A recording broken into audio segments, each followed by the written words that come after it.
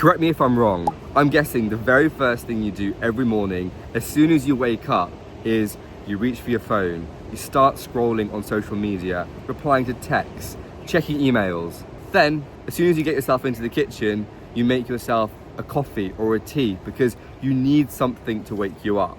You're rushing around making breakfast, possibly some toast, some cereal, some croissants, maybe a pain au chocolat, whatever you can shovel down in the time that you've got in the morning before work starts. I'm Bedalia, I'm a doctor based in the UK and an internationally touring DJ, and my morning routine is very important to me. My morning routine used to sound like that, but these days it's completely changed and I feel much healthier and alive throughout the day. I'll be straight with you, if your mornings continue like that, they're going to damage your health.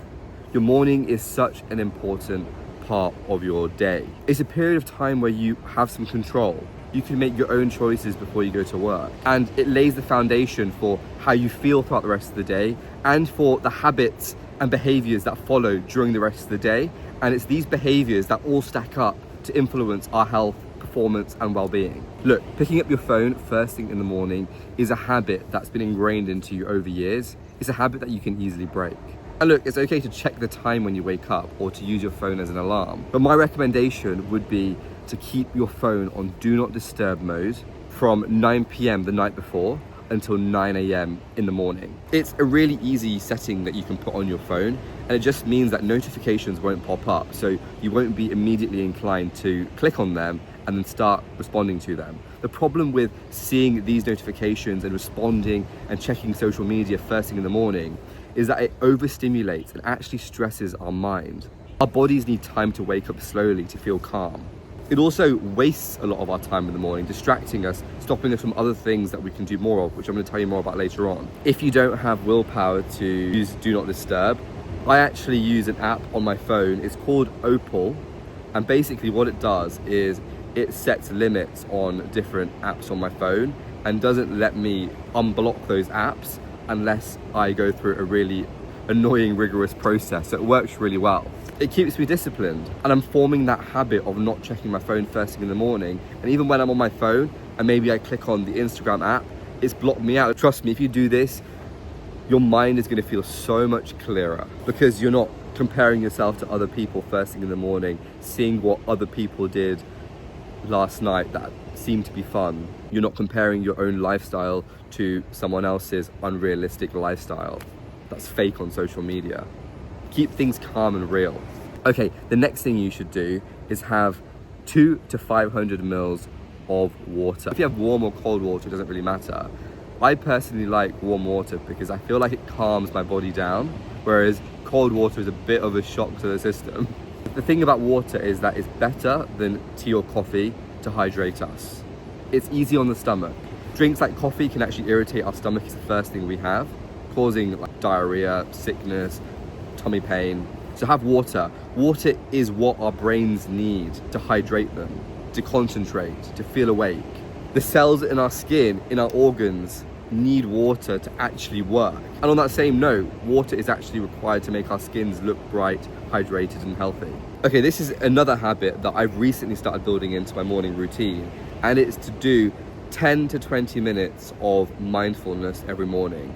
How you do this is up to you, but personally I use the Headspace or Calm apps, and essentially there's a person on these apps every morning giving you a guided meditation. It's all pre-recorded, so you just need to listen and follow through the process. But I normally sit in bed or on a chair with my feet on the floor in a quiet place where there's nobody around to disturb me, with headphones on, and I go through the process of meditating based on what this person is saying. That can include visualization, which is my personal favorite right now. You basically close your eyes and you visualize certain things happening to your body, certain feelings, and you feel so much more relieved after and relaxed. All the anxiety strips away from your body in a matter of 5 to 10 minutes. I'm not even joking, you should try it. And also breath work, so taking control of your breathing, because the way you breathe also influences how you feel. It is such a strong habit to integrate into your morning routine. I find it very exciting that the world is more accepting of meditation and mindfulness rather than painting it as this non-evidence-based woo-woo subject. That's all rubbish, it does work. And you know what, the best thing about meditation and mindfulness is that you're literally sat there doing nothing, well, appearing to be doing nothing, but actually it's doing the world of good for you. So it's the perfect excuse to sit and be lazy, and it has massive benefits for your mental well-being and performance. If you have time in the morning, another thing I would layer in would be to get a workout in if you can. It doesn't have to be a full 1 hour workout. It could be a 20-minute walk outside. It could be a short jog.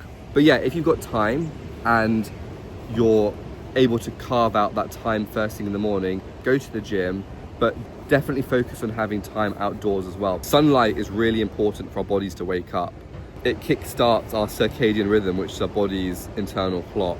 Like, it's telling us that the day has begun, wake up, get going. If you mope around in bed when it's dark with your curtains closed, your body isn't going to know that it's daytime. I'd say at least 10 minutes of being outside in the sun. Thank me later, you'll figure out it works. By the way, if you are enjoying this video, make sure you like it so it gets pushed up the algorithm, and then I'll know you like it and I can produce some similar content. Subscribe to my channel as well, because I'll be posting loads of behind the scenes action from my life as a doctor and DJ, and also content on how I balance these careers, productivity, health, and performance tips. Let's continue. The next thing you should do is have time carved out for a nutritious breakfast.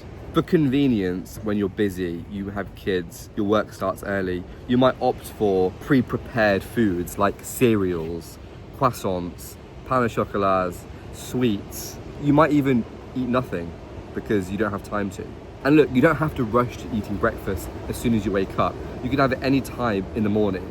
The reason it's important is because it gives us that feeling of fullness so we don't get hungry, but also loads our body with proteins, carbohydrates, other nutrients that kickstart our metabolism and help maintain our energy levels for the rest of the day.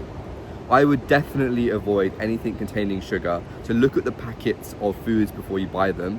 Croissants, pain au chocolat, white bread, they contain carbohydrates that quickly break down into sugars. They'll give you that spike and then the crash. And then you'll get that afternoon slump very early on and you'll feel lethargic for the rest of the day. So my advice on breakfast would be to have protein, you have omelets. If you're gonna have toast, stick to brown bread, or basically breads that aren't white. Oats are good, but the thing about oats is people don't realize that they are heavy in carbohydrates. They will break down into sugars, but they are better as an option than cereals. And if you're putting berries, seeds, nuts in a bowl of porridge, that makes it more nutritious. I would say later on in the morning, maybe an hour and a half to 2 hours after having woken up, this is then your time to have your tea or your coffee. The reason being, when you first wake up in the morning, your cortisol levels, which are your stress hormone, spike really high. And the caffeine in coffee works to wake you up by increasing that cortisol as well.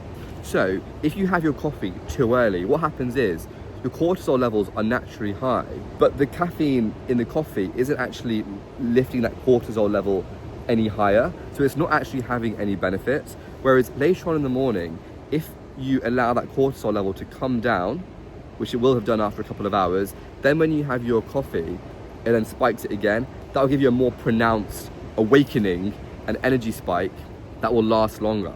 The other downside of having coffee too early as well, if you want to know about the science, is we have a lot of this hormone in our brain called adenosine floating around first thing in the morning. It's particularly high later in the day when we are tired and we want to fall asleep. It contributes to that drive of wanting to sleep. But first thing in the morning, when you're feeling a bit sleepy and groggy, it's still high in your brain. And what happens is, if you have coffee too early, the caffeine competes with that adenosine for the adenosine receptors, blocking them, meaning that the caffeine is having some effect and working.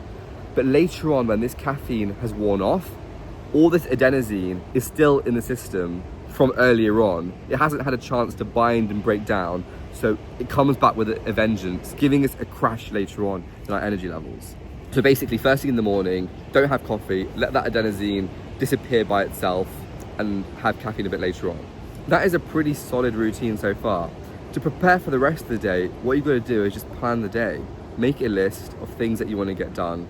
Make sure you're clear on what the urgent tasks are, that you need to get done and aim to get those done as quickly as possible, and figure out what the lowest priority tasks are that can wait and can go to the bottom of the list. By prioritizing your tasks like this, it means that important stuff will get done, and by the end of the day you'll feel a greater sense of accomplishment because the heavier work will have been completed. There certainly are other layers you can involve in your morning routine, but these are the fundamentals that work for me. If there's anything else that I've missed that you think would benefit me or our community here, make sure you comment it below. Any questions, comment below and I'll reply to you. Hit the like button, subscribe to my channel, and if you are curious to see what 2 days in the life of a doctor and DJ actually look like, where my morning routines in them are slightly questionable, but I did try and stick to the basics, check out this video on screen here. It was a pretty crazy couple of days because I was DJing to 500,000 people and then back working in emergency the next day. I'll see you there.